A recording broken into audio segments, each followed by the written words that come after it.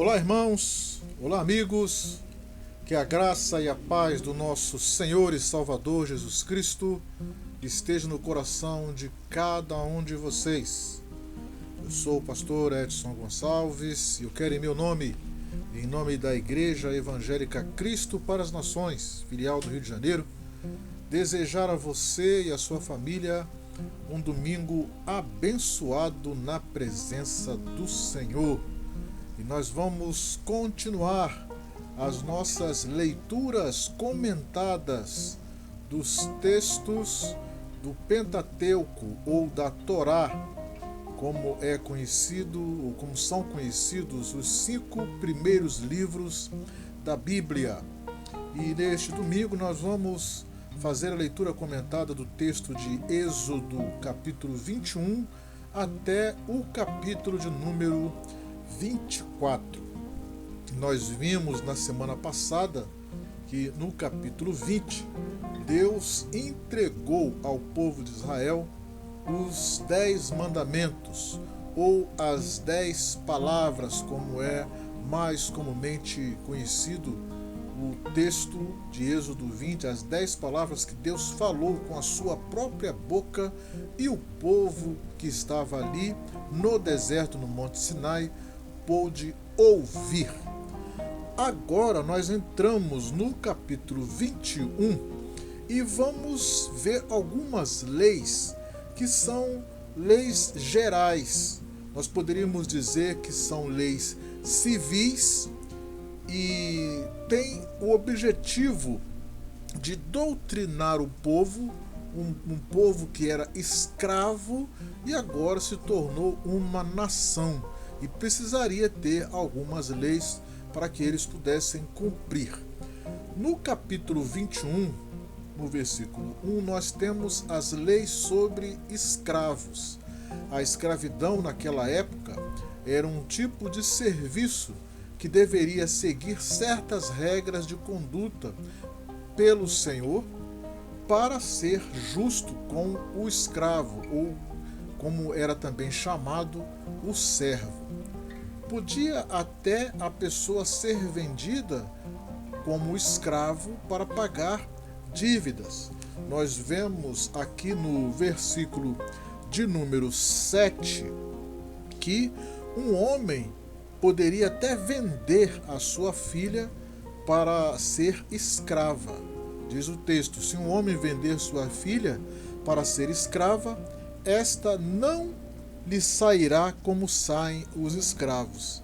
Se ela não agradar ao seu senhor, que se comprometeu a desposá-la, ele terá de permitir-lhe o resgate. Não poderá vendê-la a um povo estranho, pois será isso deslealdade para com ela. Então nós vemos que existiam regras e estas regras deveriam ser seguidas. No versículo 12, nós temos as leis sobre os ferimentos. São leis duras, essas leis que Deus fala para Moisés, para ele falar ao povo. São leis duras que prevêem até a pena de morte. O que seria condenado até hoje, muitas pessoas hoje condenam essas leis, não entendem o objetivo de Deus em colocar ordem e decência a um povo sem lei. Deus aqui instituiu a pena de morte e o objetivo é que as pessoas evitassem cometer as transgressões que estão listadas. Porque ao evitar cometer essas transgressões, eles iriam escapar do castigo. E o castigo, como era muito severo, iria servir então para doutrinar o povo. Então, o objetivo de Deus não era instituir a pena de morte ou transformar cada pessoa num possível assassino, né? Porque lá atrás, nos 10 mandamentos, ele colocou lá: não matarás. E aqui nós estamos vendo que as determinações iriam incluir uma premeditação com respeito à morte da outra pessoa que cometeu. Então seria um assassinato. Então, o objetivo de Deus era fazer o quê? Que o povo evitasse de cometer estas transgressões. No capítulo de número 22, nós temos as leis sobre os furtos. E é interessante a gente observar que Deus continua a sua lei de correção civil com os mesmos objetivos de anteriormente, como foi anteriormente listado tanto na lei dos escravos quanto dos ferimentos. Qual era o objetivo? Deter o desejo de cometer estas transgressões.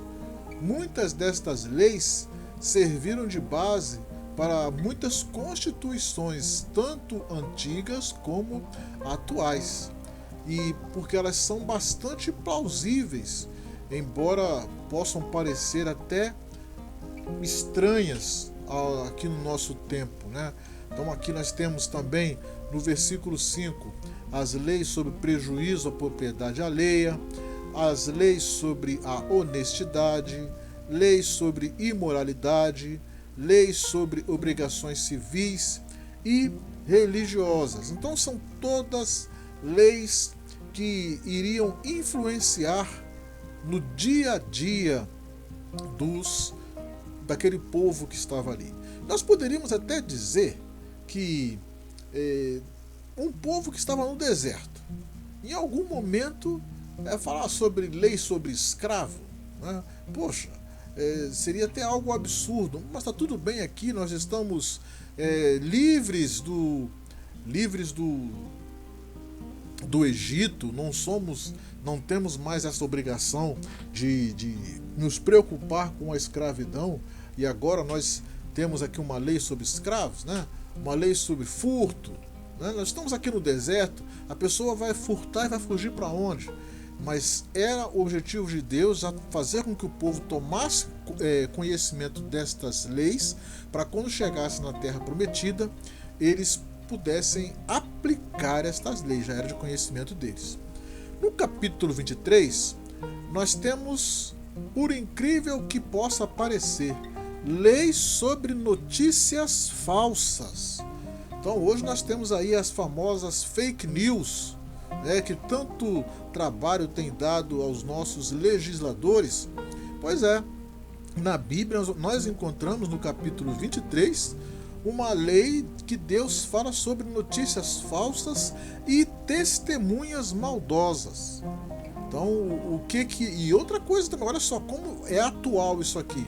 Aqui está dando orientações de que a pessoa, além de seguir a multidão para fazer mal, né, não deveriam, né, seguir a multidão para fazer mal, nem torcer o direito, né?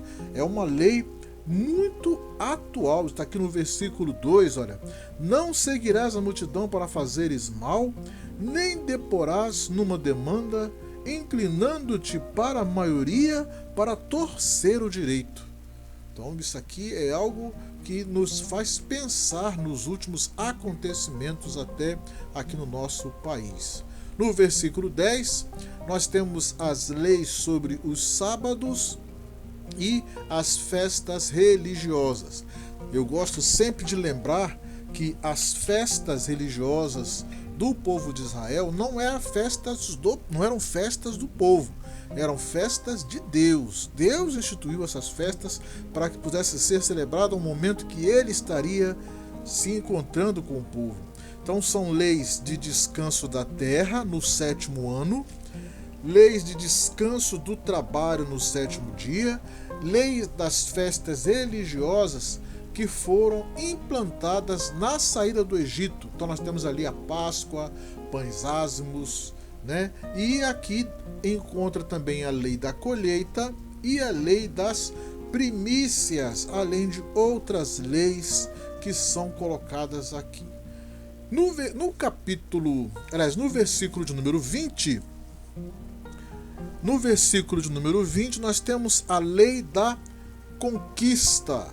E isso aqui foi até tema que nós estivemos estudando na última quarta-feira, meditando na última quarta-feira, na nossa reunião de oração, diz o texto do versículo 20 que Deus enviaria um anjo adiante do povo para abrir o caminho de conquista da terra da promessa.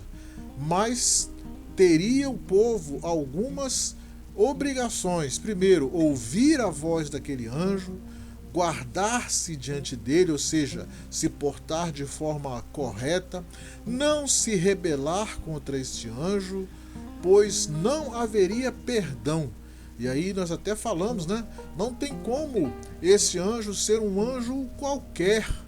Era um anjo especial, porque era um anjo que tinha poder até de perdoar pecados, né? Então nós chegamos à conclusão de que era o anjo do Senhor. E o anjo do Senhor, geralmente no Antigo Testamento, quando ele se manifesta, é uma manifestação, né? É a presença de Deus encarnada, é a presença de Deus ali se manifestando em carne, visivelmente para o povo. Então nós cremos que aqui no versículo 20, a partir do versículo 20, Deus está enviando o próprio Cristo para estar ali seguindo ou indicando o caminho. E fica o versículo de número 22, que fala assim: mas se diligentemente ouvires a voz e fizeres tudo o que eu disser, ora, não seria o anjo? Então agora está falando que é eu? Então, ou seja, este anjo é o próprio Deus ali se manifestando visivelmente para o povo, indo na frente do povo.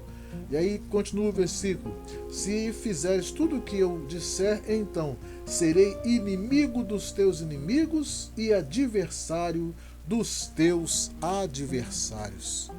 Então isso aqui é algo tremendo quando nós lemos, quando meditamos nisso aqui, nesse trecho. Nós observamos que Deus tem um cuidado especial com o povo de Israel e Ele mesmo vem para estar juntamente com o povo, guiando e vencendo as batalhas, ensinando o povo a vencer as batalhas. No versículo 25, existem outras promessas a respeito do povo obedecer e seguir aquilo que o anjo falasse ou o anjo fizesse, né? Diz o versículo 25: o pão seria abençoado, a água seria abençoada, não teriam enfermidades entre eles, também não teria esterilidade, não haveria morte prematura, ou seja, haveria longevidade, e todos os inimigos seriam destruídos. No versículo 31, Deus fala quais seriam os limites das terras que eles iriam herdar, mas haveria a necessidade de obediência a todas estas leis que estavam sendo faladas.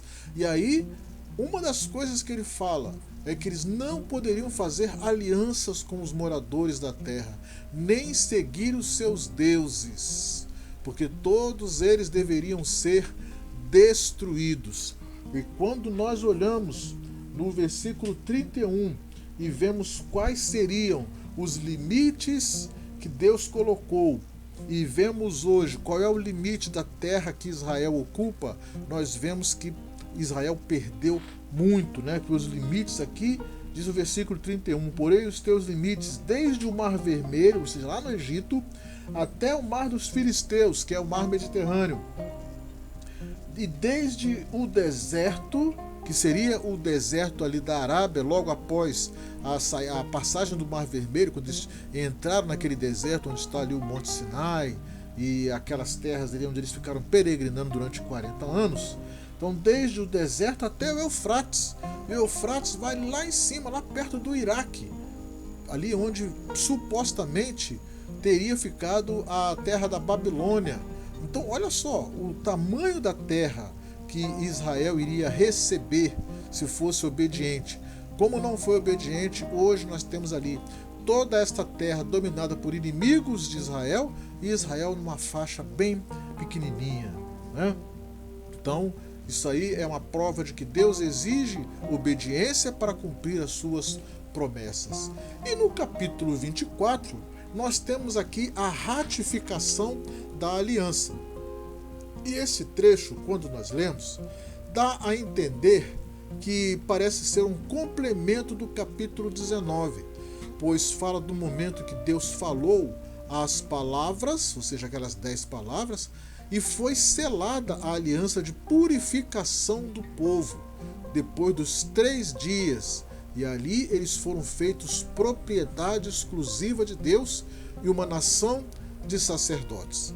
Depois disso, Moisés subiu ao monte e ficou lá 40 dias e 40 noites falando com Deus, depois de ter aguardado por 6 dias, juntamente ali com Josué. Então nós vemos que neste trecho destes capítulos 21 até o capítulo 24, nós observamos que a ideia é que aquele povo que saiu do deserto recebesse leis que não eram totalmente leis religiosas. Tinham leis religiosas, mas também tinham leis civis ali no meio. Era uma forma de Deus colocar uma identidade daquele povo como nação, colocá-los dando uma força de organização. E isso nós vemos que é um cuidado de Deus, não só com a parte espiritual, mas também com a parte civil da coisa. Então fica aqui a nossa reflexão, o nosso comentário neste trecho. Na próxima semana, iremos fazer a leitura comentada do trecho que vai do capítulo 25, versículo 1, até o capítulo 27, versículo 19. E estaremos falando sobre as ofertas. Ok, meus amados? Desejo a vocês, mais uma vez, um domingo abençoado, uma semana de atividades abençoadas também na presença do Senhor, e até o próximo domingo, quando estaremos novamente comentando um trecho da palavra do Senhor. Não esqueça de, ao final aqui do nosso vídeo, você colocar o seu like, o seu gostei, o seu joinha e também compartilhar esta mensagem com todas as pessoas que você conhece. Deus abençoe a sua vida e a vida da sua família, no nome do Senhor Jesus. Amém.